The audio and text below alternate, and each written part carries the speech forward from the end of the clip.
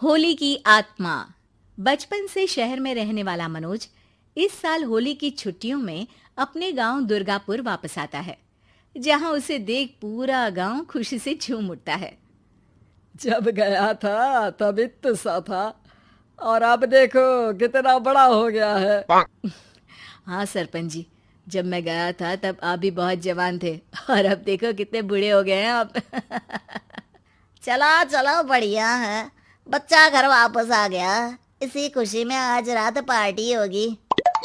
क्या बात है, गांव में भी पार्टियां होने लगी। वैसे अगर पार्टी की बात है तो आज क्यों सीधा होली पार्टी करते हैं।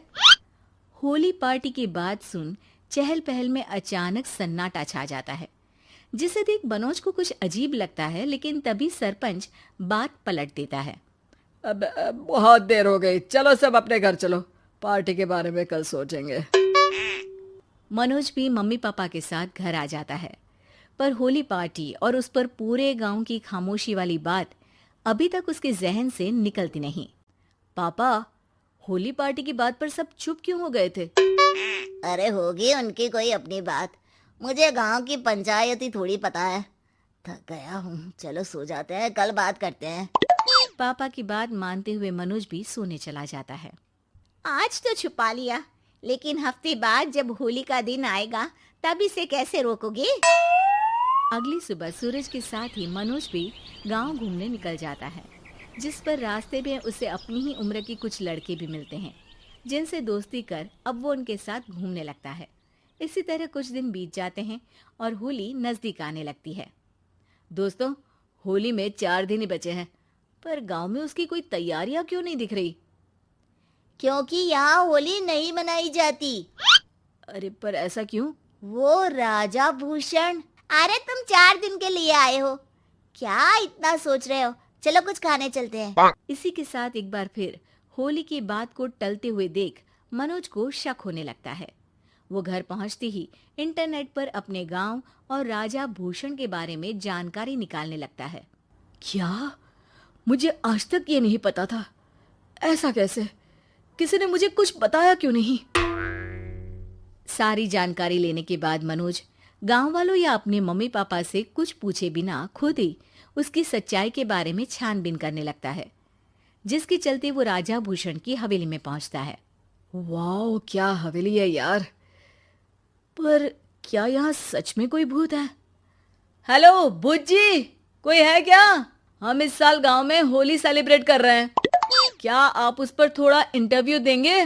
मनोज के ऐसा बोलते ही गांव में तूफान उठ जाता है और हवेली में रखी सारी चीजें हिलने लगती है। एक अदृश्य शक्ति मनोज को धक्का देकर हवेली से बाहर निकाल दरवाजा बंद कर लेती है। ये सब देख मनोज हैरान रह जाता है। क्या अभी मुझे हवा ने धक्का देकर बाहर निकाल दिया?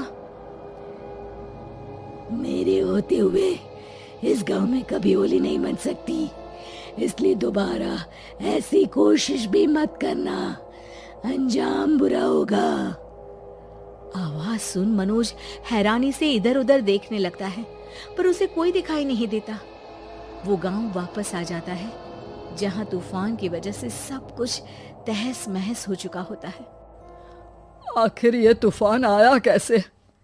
ना ऐसा कोई मौसम था और ना ही हमने होली का त्योहार मनाने की बात की थी। सरपंच की बात पर कोई रिएक्शन दिए बिना मनोज चुपचाप अपने घर चला जाता है। इस तरह देखते ही देखते होली का दिन भी आ जाता है और मनोज रंग लेकर गांव में निकल जाता है, लेकिन गांव पूरी तरह खाली होता है। अरे त्योहार का दिन है, धूमधाम की जगह मातम क्यों मनाया हुआ है? मनोज की आवाज सुन सब अपने घर की खिड़कियां खोल के घर के अंदर से ही उसे वापस जाने के लिए कहने लगते हैं, पर वो किसी की नहीं सुनता। तुझे पहले भी समझाया था, अगर होली खेलने की कोशिश भी की तो अच्छा नहीं होगा। अरे बात मान लो बेटा, तुम्हें सच नहीं पता। मुझे सब पता है। सालों पहले इस राजा ने एक अंधविश्वास फैलाया और आप लोग आज तक उसे मानते आ रहे हो। अरे बेटा, जब तुम पैदा भी नहीं हुए थे उससे भी बहुत पहले से इस गांव पर होली का श्राप है। अगर गांव में होली का त्योहार मनाया जाता है तो प्रलय आना पक्की बात होती है। राजा भूषण इस सब में नहीं मानते थे और त्योहार मनाने लगे, जिसके चलते होली वाले ही दिन पहले उनके बेटे की और फिर उनकी मृत्यु हो गई।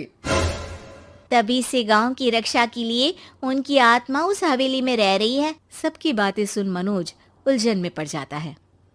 सोचना भी मत मनोज, अगर तुमने इस परंपरा को तोड़ने की कोशिश भी की तो उसका परिणाम इस गांव और गांव के लोगों के लिए अच्छा नहीं होगा।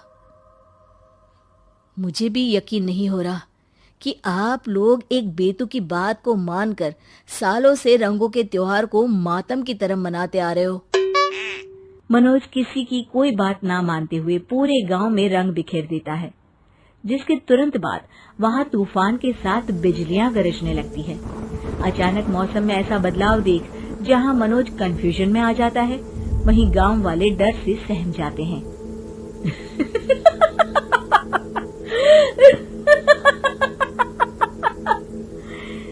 इस लड़के ने हमारे जैसे सिर्फ अपने स्वार्थ के लिए नहीं बल्कि पूरे गांव की खुशियों के लिए यहाँ होली मनाई है, जिस वजह से अब इस गांव पर होली का श्राप टूटता है। ऐसा बोलकर राजा का भूत वहां से गायब हो जाता है, जिसके बाद गांव के लोग धूमधाम से होली मनाते हैं। खुशियों के रंग गांव में बिखरे ही होते हैं कि अगली सुबह अचानक मनोज कहीं गायब हो जाता है और एक बार फिर गांव में होली का नया राज शुरू हो जाता है।